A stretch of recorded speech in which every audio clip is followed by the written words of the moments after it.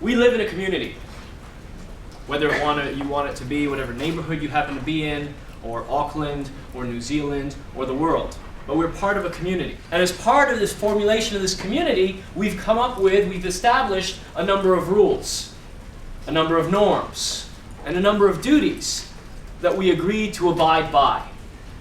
We are consenting to this form of government that establishes a number of rules, norms of behavior, a number of duties, and for transgressions, violations, breaches of those duties, there are consequences.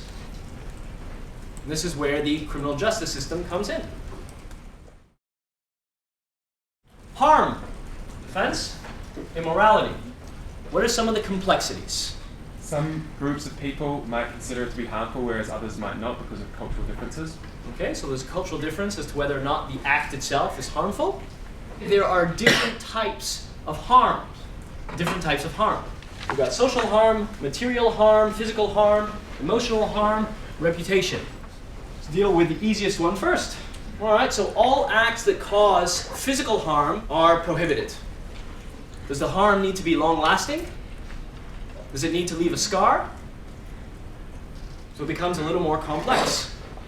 The point simply is that when we're trying to decide which acts to criminalize, when we're using the social harm category, ultimately there are political choices that are made. Acts that cause offense. What about public pashing? What about public pashing of two people of the same sex? Sometimes it shifts our attitude. So offense is also a complex category. And all acts deemed immoral are prohibited. What's the obvious response to that? Morals. Whose morals are we applying? Whose morals? These three categories have given rise to four approaches when it comes to defining crime. Any act that is criminalized by the legislature. What is the obvious flaw? So how do you determine which ones you're going to criminalize? We say crimes are acts or omissions that lead to some type of harm. Usually these types. As we said, this is complicated as well, because how do you determine which harm merits protection against? So we say there are some acts out there that are condemned by all. They're universally condemnable.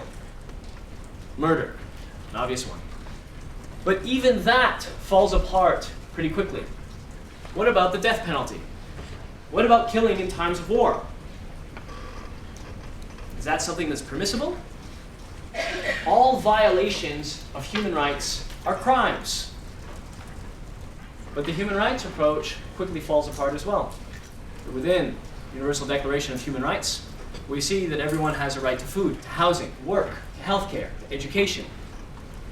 At that point, it becomes a little more complicated, because a lot of people don't necessarily want to pay for someone else's housing.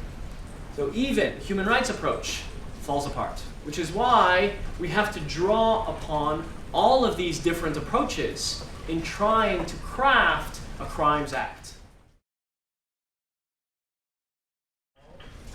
Society, at the end of the day, is determining which behaviors we deem criminal and which we do not.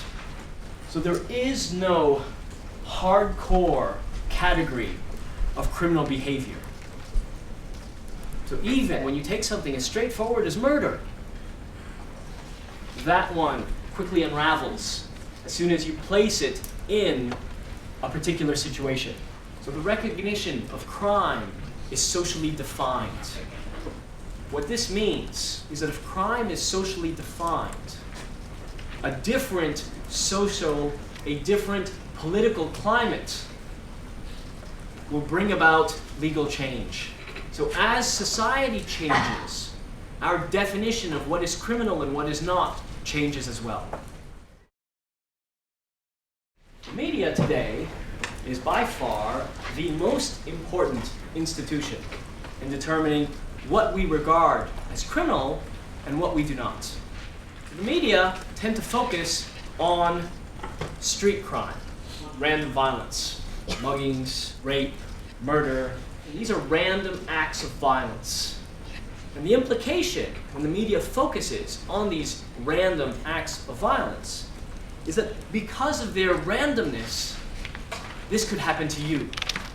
That produces what feelings? Fear. Random street crime only occupies a very small percentage of criminal activity in New Zealand. What police officers spend more time dealing with? Domestic violence, alcohol-related incidents, tax fraud, embezzlement, and violations of workplace health and safety. And you see that there's a marked drop between 2009 and 2010. I looked at the various newspapers to see how they were reporting on the drop in crime, and they weren't. What they also failed to report, and this is what is most interesting, I find, is that since the 1990s, this number has been steadily declining, since the 1990s. So occasionally what you have are these spikes, and those tend to be what the media focuses on. Does this mean necessarily that New Zealand is becoming a safer society? Not necessarily. We're looking at a list of acts that have been reported. These numbers, I'm presenting these numbers to you because I'm trying to convey a message to you. That, hey look, crime is on the way down, even though media tells you that crime is on the way up. But I'm simply manipulating the numbers because I'm only showing you 2009 and 2010. And I'm also only showing you recorded crime. My point is that how things are represented will influence how you feel about a given topic. You need to actually think about these rather than get taken up by the frenzy that the media creates. This is from a report that was put out by the Ministry of Justice. In understanding criminal occurrence, you cannot simply look to the crime itself. What you have to look to are the contexts of crime and victimization.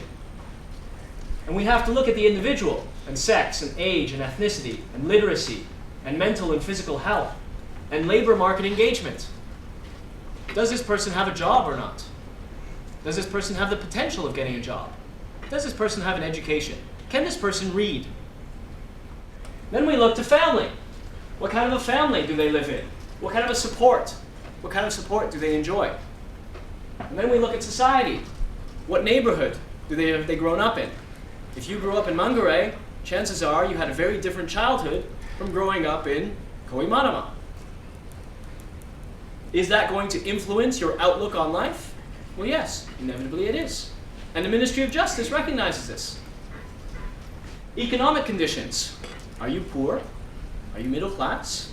Are you wealthy? That is likely to influence your outlook on life and your behavior. Social cohesion, globalization, and consumerism. Imagine that. The problem is that many of these crime is dealt with in a very simplistic fashion in society today. So we look at the individual, we look at the victim, and we determine the sentence. So we're operating purely within a retributive model. But the point is, if you actually want to achieve wider outcomes, we need to move beyond a simple retributive model and look at a reformative model and look at a restorative model. And maybe in dealing with criminal activity, we should look at education. Why?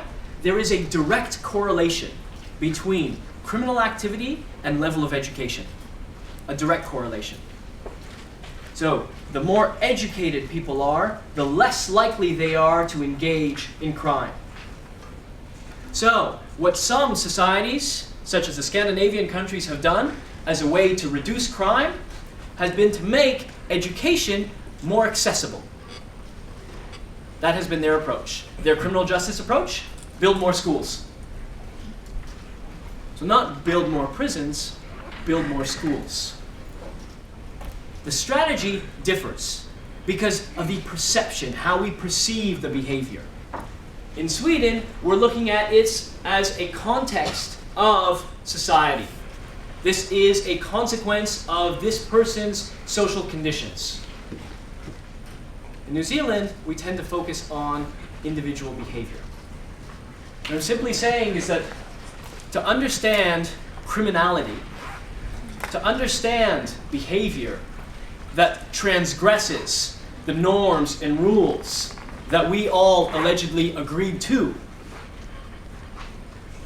we have to look at things from a more nuanced angle.